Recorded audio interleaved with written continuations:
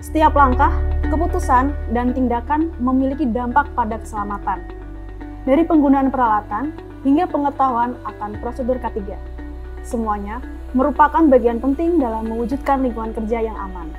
Pada peringatan Bulan K3 Nasional tahun 2024, Kelas Ketenagakerjaan dengan bangga menghadirkan Ibu Hayani Romondang sebagai Direktur Jenderal Pembinaan Pengawasan Ketenagakerjaan dan Keselamatan dan Kesehatan Kerja Kementerian Ketenagakerjaan. Episode kali ini kita akan menjelajahi strategi penerapan keselamatan dan kesehatan kerja. Tapi bagaimana ya konsekuensi jika perusahaan tidak menerapkan K3 di perusahaannya? Dan harus melapor kemana ya? Jadi penasaran? Yuk saksikan video ini sampai selesai.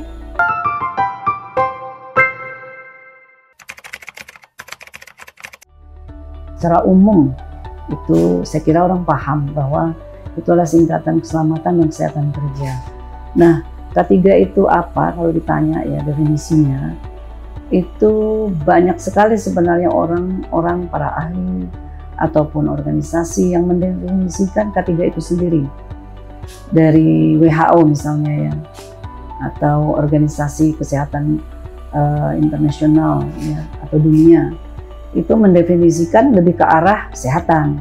Nah, kita Indonesia itu kita merujuk ke sebenarnya Undang-Undang 170 dan diturunkan kepada PP. Jadi kalau kita Undang-Undang 170, kemudian juga Undang-Undang Ketenagakerjaan, kemudian ada namanya PP nomor 50 tahun 2012.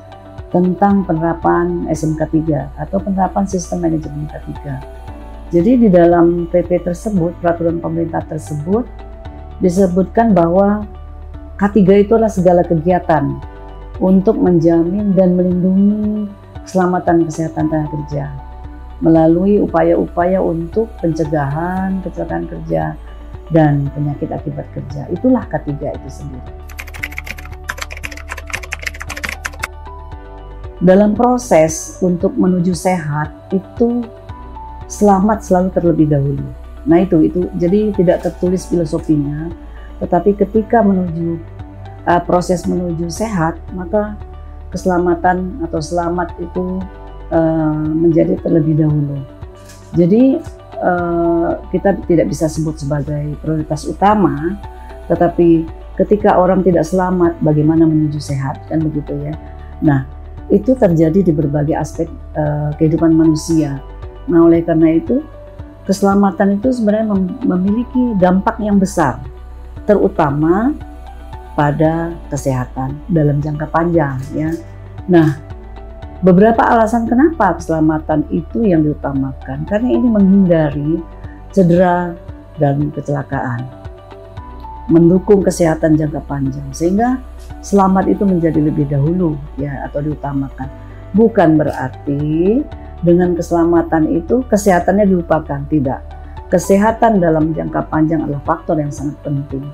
Bagaimana supaya baik dan produktif, sehingga ini yang mendasari dalam singkatan K3 itu keselamatan didahulukan.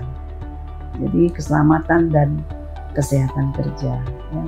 Jadi artinya semua itu sama, selamat dan sehat, tetapi dahulukan dulu selamat. Bukan berarti dalam aktivitas pekerjaan semua terfokus pada bagaimana ya kita mempertahankan keselamatan, bagaimana menjaga keselamatan, tidak demikian ya. Sebenarnya itu bisa seiring. Sebenarnya banyak sekali upaya-upaya dilakukan oleh Kemenaker ya, dengan berbagai kebijakan yang baik merujuk kepada kebijakan SMK 3 ataupun kebijakan-kebijakan tersendiri. Nah, jadi setiap upaya yang terkait dengan K3 hanya akan berhasil ya. Jadi hanya akan berhasil ketika bersama-sama, baik itu pemerintah pusat ataupun daerah, juga pastinya adalah yang berinteraksi di perusahaan itu sendiri atau di tempat kerja kalau boleh kita sebut ya. Jadi yang berinteraksi di tempat kerja itu kan ada pengusahanya atau pemberi kerjanya dan sudah pasti adalah pekerjanya. Maka usaha-usaha itu harus dilakukan. Jadi SMK 3 itu tidak bisa dilaksanakan secara sendiri. Artinya pemerintah mengeluarkan kebijakan, pengusaha menjalankannya atau pemberi kerja menjalankan bersama-sama dengan pekerja. Tetapi akan ada stakeholder lainnya nanti yang membantu agar SMK 3 itu bisa dilakukan misalnya auditnya. Tetapi sistem manajemen keselamatan kesehatan kerja itu sendiri sebenarnya melekat dalam sistem perusahaan itu sendiri, sistem dalam menjalani perusahaan. Oh, sebenarnya kalau diukur dari angka ya, kita misalkan buat range 1 sampai 10 ya tidak penting dan sampai sangat penting, maka K3 itu adalah angka 10. Kenapa? Seproduktifnya pekerja, sehati-hatinya pengusaha, pemberi kerja, kalau tidak terus dijaga dalam setiap detik, setiap menit, setiap jam, akan ada di situ potensi kecelakaan kerja, akan ada potensi bahaya, bahkan ada penyakit-penyakit akibat kerja yang tidak bisa dijaga setiap saat kalau tidak dilakukan sebuah sistem yang baik. Maka kalau disebut seberapa penting, maka sangat penting. Karena apa? Itu tadi, perlindungan yang dilakukan itu tidak hanya kepada pekerjanya, tetapi juga kepada alat-alat produksi, bahkan kepada orang-orang di sekitarnya. Orang-orang itu bisa adalah yang berkaitan atau berhubungan dengan proses bisnis, atau mungkin ada tamu yang datang dan sebagainya. Jadi memang penerapan K3 itu penting, tidak boleh lalai, walaupun tidak setiap saat diingatkan. Jadi tempat kerja harus menjalankan itu. Ada banget, ya pasti, karena itu menyangkut nyawa manusia, menyangkut jiwa, menyangkut bahkan produktivitas. Ada konsekuensinya. Di Undang-Undang 1 tahun 70 itu ada konsekuensinya, ada bahkan ada sanksinya. Artinya adalah kalau K3, persyaratan K3 itu tidak diterapkan, maka ini akan terjadi pelanggaran. Kalau dikategorikan pelanggaran K3, maka akan ada sanksi yang dikenakan, sanksi administrasi atau sanksi pidana berupa kurungan paling lama 3 bulan dan denda paling tinggi 100.000. Kalau dilihat jumlah ini kelihatannya kecil ya, karena undang-undangnya sangat lama, 170. Tetapi kita mestinya sebagai, boleh disebut sebagai masyarakat, bahkan mungkin adalah masyarakat pekerja dan dunia industri, itu harusnya mengedepankan bahwa ini penting, sehingga jangan melihat denda, sehingga sepele aja, oh nggak apa-apa, ntar kalau didenda cuma 3 bulan kok, cuma 100.000. Tidak demikian, tapi akan bisa dibawa, digeser kepada kesalahan atau pelanggaran lain, ataupun bahkan tindak yang lain.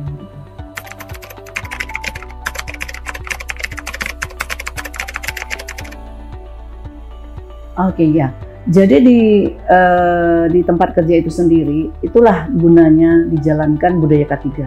Itu pasti akan ada standar operasional prosedurnya, baik bekerja ataupun misalnya melihat, misalkan teman pekerja melihat temannya bekerja di tempat yang lain gitu ya.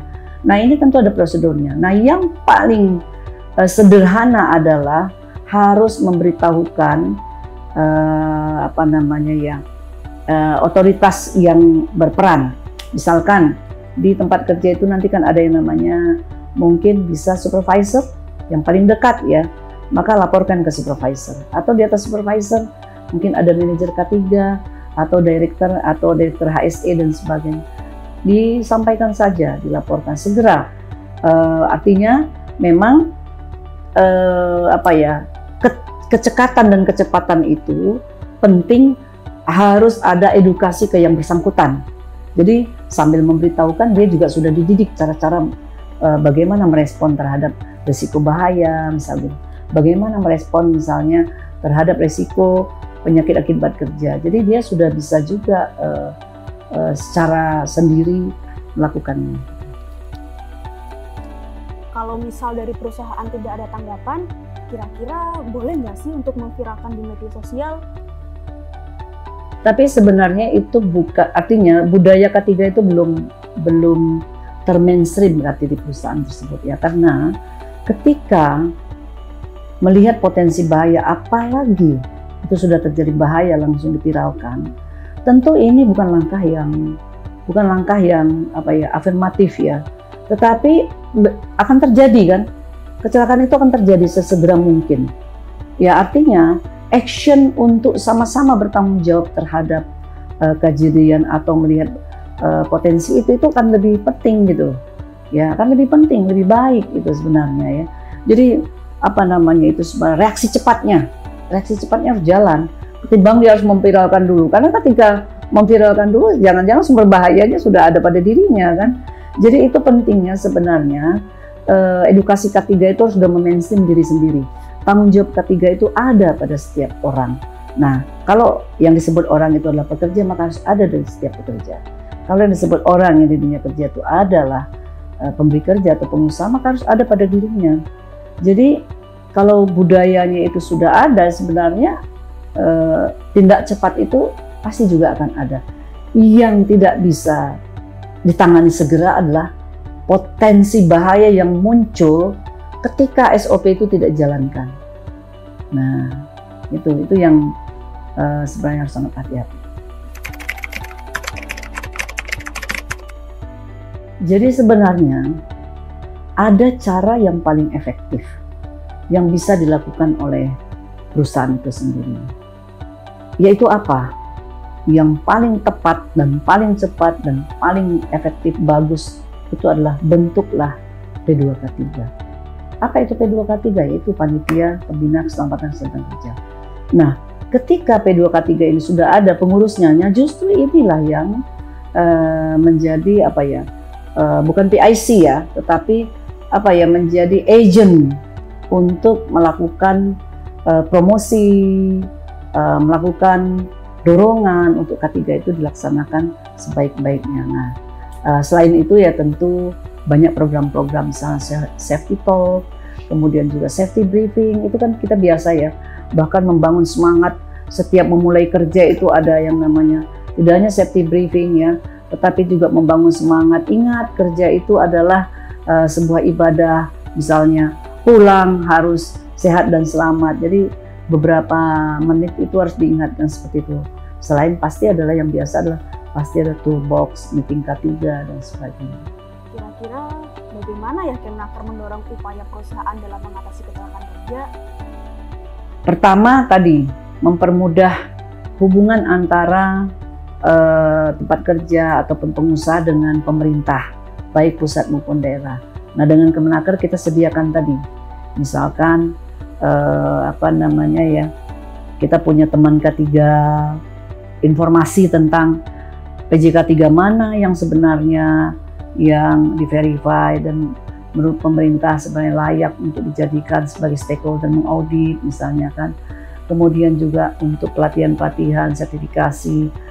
Lalu tadi norma 100. Jadi cara Kemnaker itu untuk mendorong supaya bisa mengatasi hal tersebut adalah dengan cara-cara mereka audit. Itu untuk dari internalnya mereka ya.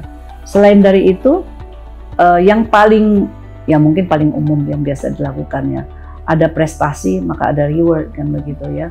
Karena kan sebenarnya ada pelanggaran dikasih sanksi, maka diberikanlah kalau prestasi maka ada reward, yaitu ada misalnya zero accident, misal seperti itu. Jadi cara-caranya saja untuk menurunkan angka kecelakaan kerja dengan penghargaan. Selain itu pasti adalah pembinaan ulang misal seperti itu. Setelah kita tahu tentang apa itu K3 secara umum, yuk kita cari tahu lagi tentang maksud dari peringatan bulan K3 dan kenapa sih harus diperingati? Jadi bulan K3 itu diperingati setiap tahun. Jadi setiap tahun diperingati selama 1 bulan, dari mulai tanggal 12 Januari sampai 12 Februari. Itulah yang disebut dengan bulan K3. Sebenarnya itulah peringatan K3 yang dimasifkan selama 1 bulan. Bukan berarti bulan-bulan selebihnya tidak dilakukan, tetapi itu adalah sebuah raising awareness bahwa K3 itu penting. Jadi itu dilaksanakan selama 1 bulan. Jadi memang ada tujuannya. Kenapa dilaksanakan 1 bulan? Harusnya apa yang dilakukan itu ada. Kenapa nggak 14 Februari ya? Kan cakep ya, sama-sama hari Valentine. Ya, jadi pemilihan bulan ketiga itu ada dasarnya sudah pasti ya. Karena lahirnya Undang-Undang 1 tahun 70 itu adalah disahkannya undang-undang tersebut ya. Itu pada tanggal 12 Januari. Jadi undang-undang tentang 170 itu kan tentang keselamatan kerja. Jadi diambillah tanggal itu. Diberikan masa 1 bulan agar semua pihak bisa merencanakan sesuai dengan agenda yang telah ditentukan. Jadi pengambilan tanggal itu tidak sembarang, oh tanggal 12 keren banget, adalah tanggal bersejarah terbitnya Undang-Undang 170. Tema bulan K3 Nasional tahun 2024 ini mengusung budayakan K3 sehat dan selamat dalam bekerja, terjaga keberlangsungan usaha. Nah, tema ini diambil dari keputusan Menteri Tenaga Kerja yang dikeluarkan pada tahun 2023, akhir tahun 2023. Jadi keputusan Menteri Tenaga Kerja nomor 244. Mengusung tema ini karena memang tentu tujuannya adalah bagaimana sebenarnya menguatkan komitmen K3 itu supaya memberikan manfaat secara menyeluruh adalah keberlangsungan usaha yang di dalamnya sebenarnya adalah kenyamanan bekerja bagi pekerja, sehat dan selamat itulah penting. Tahun ini pencanangan peringatan bulan K3 Nasional ini dilakukan di PT Freeport Indonesia Smelter Gresik, itu di kawasan Gresik ya, Java Integrated Industrial and Food Estate atau JIPA. Jadi pemerintah dalam hal ini Kementerian Ketenagakerjaan akan menyelenggarakan apel nasionalnya di sana, dilaksanakan pada tanggal 12 Januari.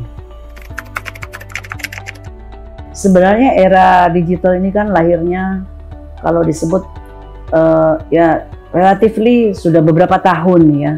Jadi era digital ini diikuti pula waktu itu kita pandemi COVID-19 ya.